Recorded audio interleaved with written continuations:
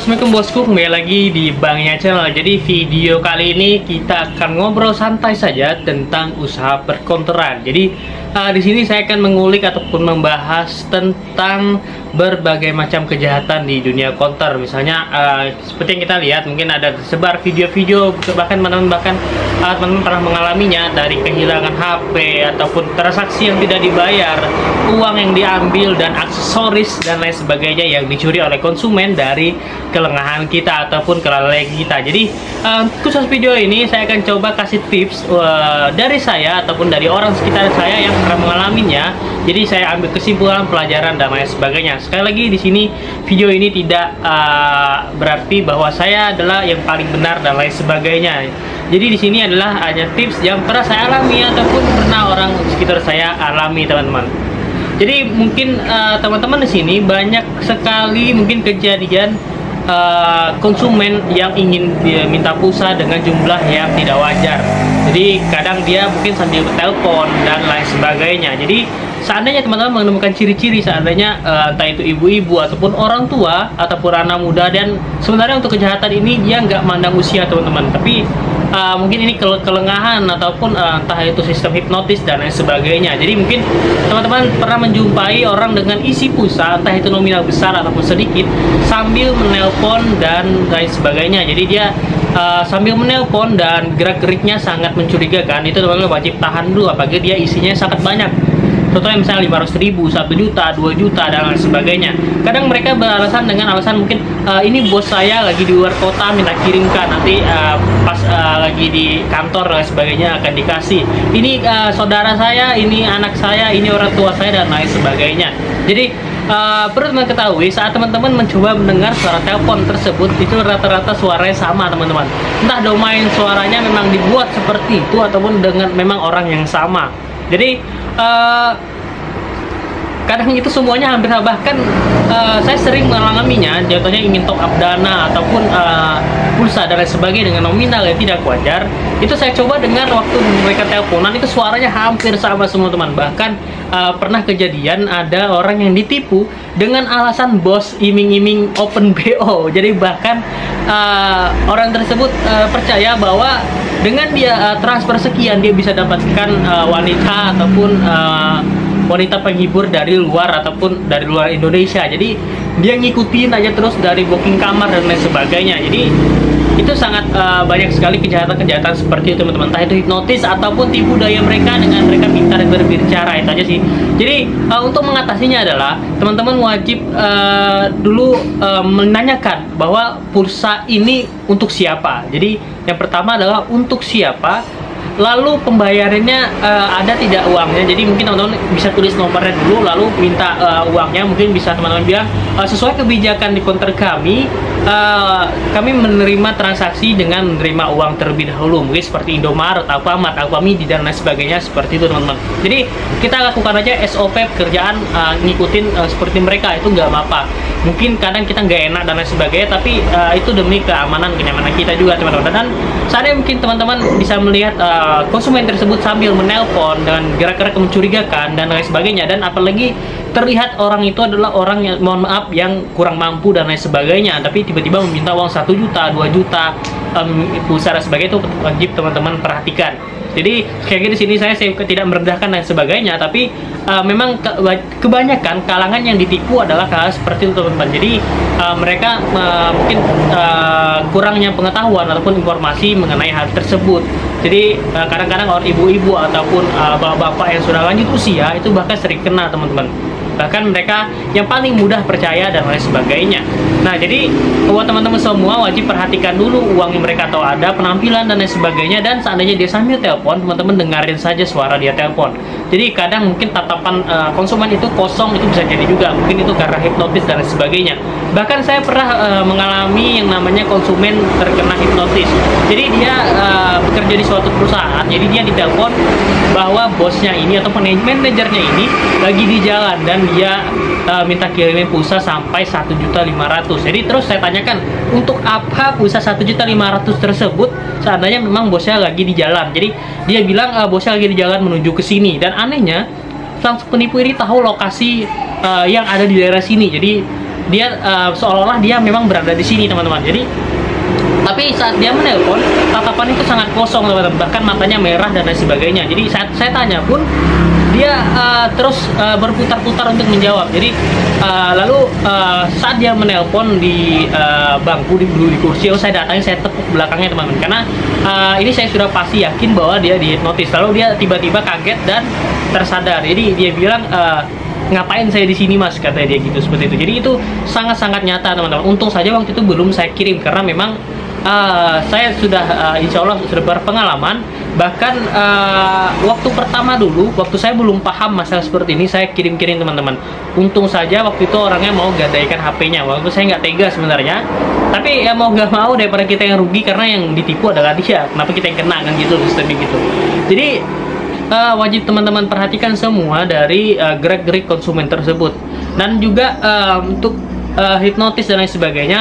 Saya rasa teman-teman wajib yang seperti saya bilang tadi, melihat gerak-geriknya ataupun melihat tatapannya, melihat perilakunya dan lain sebagainya. Jadi teman-teman bahkan teman-teman bisa langsung lakukan SOP seperti di gerai-gerai Indomaret, Alfamart, Rapat dan sebagainya saat top up. Jadi terima uang dulu lalu dilanjutkan dalam transaksi, Pak. Seandainya nominalnya besar, saya dia isi 5.000, 10.000, ya kita tulis saja dulu, walaupun memang seharusnya semuanya seperti itu. Kalau di counter saya seperti itu. Nah, jadi saya tulis dulu nomornya, lah belum saya kirim, tapi sudah saya tulis, dan saat dia kasihkan uang baru saya kirim. Jadi seperti itu teman-teman. Jadi nggak apa-apa kita sedikit agak nggak enakan, memang nggak apa-apa. Nah, jadi untuk yang berikutnya adalah sering sekali counter-counter itu kehilangan handphone, entah itu pegawainya lalai dan lain sebagainya. Kadang mungkin kita keseringan transaksi ataupun transaksi pegawai itu sangat berdiri di depan etalase, sangat-sangat menonjol, bahkan HP-nya dimasukkan ke depan seperti ini. Nah, itu sangat salah teman-teman. Jadi paling tidak kita kasih jarak mungkin satu jangkauan tangan kita seperti ini di balik etalase, itu nggak apa-apa. Jadi nggak usah perlu kita dekat-dekat betul sampai dada kita menyentuh etalase ataupun bahkan perut kita menyentuh etalase. Jadi sangat mudah digapai oleh tindak pelaku kejahatan. Jadi paling tidak kita buat satu kepalan tangan seperti ini, nggak perlu kita ukur terus, tapi kita sesuaikan saja. Mungkin kita sangat paham batasnya, batas jangkauan, karena mungkin etalase kita mungkin panjang lebarnya ada yang 40, ada yang 50, ada yang 20 cm, itu kita sesuaikan saja. Jadi sesuaikan jangkauan, jadi nggak perlu kita terlalu dekat. Bahkan kalau di counter saya itu saya kasih ini teman-teman, jadi saya kasih sekat pembatas. Ini sekat pembatas mika seperti itu, bisa teman-teman lihat, ini transparan ya. Jadi saya kasih mika akrilik pembatas seperti itu untuk meminimalisir jangkauan dari para tindak pelaku kejahatan. Jadi dia nggak bisa terlalu leluasa mengambil apa yang ada di dalam. Bahkan tragisnya banyak sekali tindak pelaku kejahatan itu sangat brutal teman-teman. Bahkan dia bisa langsung menikam ataupun menusuk kita dengan sesuatu, entah itu pisau ataupun yang lain sebagainya. Jadi memang counter ini sangat rawan karena kita kerja di pinggir jalan dan kita kadang buka sampai malam dan lain sebagainya, yang di saat itu jalanan mungkin sepi dan lain sebagainya, apalagi di daerah-daerah yang rawan tindak pelaku kejahatan. Dan untung saja di counter saya belum ada pernah kejadian, dan semoga saja tidak pernah terjadi. Jadi kita wajib waspada yang namanya saat melakukan transaksi kepada orang-orang, apalagi orang-orang nggak kita kenal ya, atau orang asing ataupun yang perilakunya itu sangat mencurigakan teman-teman. Jadi teman-teman kasih aja patokan satu kepalan tangan satu seperti ini, dan setidaknya kita punya space gitu, jadi untuk jangkauan lain sebagainya itu bisa terhindar. Nah, untuk yang berikutnya adalah mungkin kita sering dialihkan, bahkan entah karyawan ataupun kita sendiri sebagai owner dialihkan, apalagi kita yang jaga sendiri. Jadi kita kadang dialihkan mau aksesoris tersebut, lalu kita datang ke sana, otomatis pandangan ataupun speks pandangan kita itu kita belakangi dari ke belakang, entah itu ada HP, ada aksesoris, ada uang dan lain sebagainya, itu bisa diambil. Nah, jadi tips bagi saya, mungkin seandainya wanita ataupun yang jaga cewek itu minimal 2 orang teman-teman, jadi jangan 1 orang. Jadi karena cewek ini jadi sasaran empuk untuk tindak pelaku kejahatan teman-teman. Jadi walaupun sebenarnya orang laki pun laki pria pun itu sering juga kena, tapi paling tidak kita masih bisa sedikit melawan ya. Jadi setidaknya saat mengalihkan peran tersebut kita jangan terlalu fokus yang pernah, jadi kita sedikit-sedikit lihat ke belakang dan lain sebagainya. Apalagi mungkin konter teman-teman yang besar. Jadi contohnya makanya saya tidak ada taruh aksesoris di belakang sini teman-teman. Jadi tidak ada saya taruh aksesoris di belakang sana, jadi rata-rata di pinggir. Jadi saat kita ambil, kita masih bisa lihat specs di depan. Jadi yang di bagian sana pun hanya seperti ini teman-teman. Nah jadi memang kita butuh pandangan ataupun vision yang pas untuk selalu memantau pelanggan, walaupun saya jaga sendirian. Terus terang saya nggak ada karyawan teman, jadi saya hanya jaga sendiri ya. Entah itu kadang orang bingung kenapa nggak pakai karyawan bang, karena saya enjoy aja jaga sendirian teman-teman, dan santai-santai saja, jadi nggak masalah. Jadi kalau mau tutup ya tutup aja, mau buka ya buka aja, jadi bebas. Nah untuk yang berikutnya itu kita wajib punya CCTV teman-teman. Mungkin kita punya CCTV di sana, bahkan saya punya kamera action cam di sini untuk rekam setiap gerak-gerik konsumen yang baru datang. Jadi saat ada konsumen datang, itu saya akan hidupkan otomatis teman-teman. Jadi akan hidup dan merekam langsung ke komputer. Dan di sini sebenarnya saya ada juga webcam. Jadi webcam ini juga merekam. Jadi setiap saya ada orang beli, saya akan tekan on untuk rekaman otomatis. Jadi webcam ini dan juga action cam ini akan otomatis merekam. Jadi ini untuk merekam ke bagian sini, ini ke sini, dan untuk CCTV itu merekam ke semuanya teman-teman. Jadi untuk webcam ini agar lebih jelas wajahnya, dan untuk CCTV untuk lebih jelas gerak-geriknya, karena saat mungkin untuk CCTV kadang wajah itu kurang kelihatan jelas teman-teman. Jadi apalagi ya seringnya itu mungkin jangkauan, mungkin teman-teman bisa taruh meja teman-teman ataupun meja keuangan, laci keuangan itu sedikit jauh. Walaupun saya akui saya taruhnya itu agak terlalu jauh, tapi memang tempat uangnya di sebelah sini teman-teman. Jadi di sini meja kadang-kadang ya nggak ada apa-apanya. Ini hanya uang aja yang belum saya simpulin karena harus buat video ini ya. Jadi jangkauan dan spektakulernya, dan mungkin teman-teman bisa langsung pasang juga akrilik seperti saya ini ya. Jadi ini kemarin saya beli sekitar Rp220.000, ini ketebalan 5 cm. Jadi sedikit membantu teman-teman semua dari jangkauan ataupun tindak pelaku kejahatan yang seperti itu. Jadi kadang ada yang tangannya nyelonong dan lain sebagainya. Dan yang pastinya saat kita berdiri seperti ini, saat kita berdiri di depan konsumen, kita punya spek sono. Jadi mungkin kadang-kadang ada konsumen yang merokok dan bau mulut rokoknya itu sangat-sangat mengganggu teman-teman.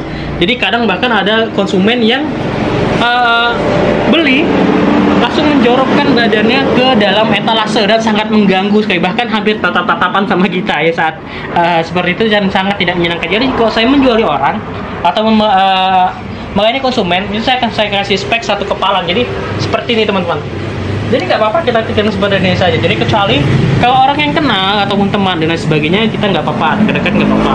Tapi kalau misalnya orang jauh ataupun gerak-geriknya mencurigakan, saya akan kasih spek seperti ini. Jadi untuk menangani jangkauan dan lain sebagainya, dan lagi apalagi saya dilindungi dengan ini ya, walaupun sebenarnya tidak terlalu aman, tapi ini setidaknya bisa menghalang jangkauan dari tindak pelaku kejahatan. Nah jadi buat teman-teman semua, stay safe semua. Jadi boleh kita buka sampai malam dan lain sebagainya, tapi paling tidak kita harus mentingin keamanan juga teman-teman. Jadi kita jangan hanya fokus untuk melayani transaksi dan sebagainya, tapi kita melalaikan yang namanya keamanan untuk diri kita sendiri teman-teman. Jadi semoga kita semua para pengusaha konter dan lain sebagainya ya, bahkan yang jaga sendiri hingga larut malam, bahkan ada yang buka sampai 20 jam 18 jam dan lain sebagainya, tetap jaga kesehatan, tetap jaga keamanan masing-masing teman-teman. Jadi setidaknya kita sedikit meminimalisir kejahatan. Jadi buat teman-teman yang nonton video ini,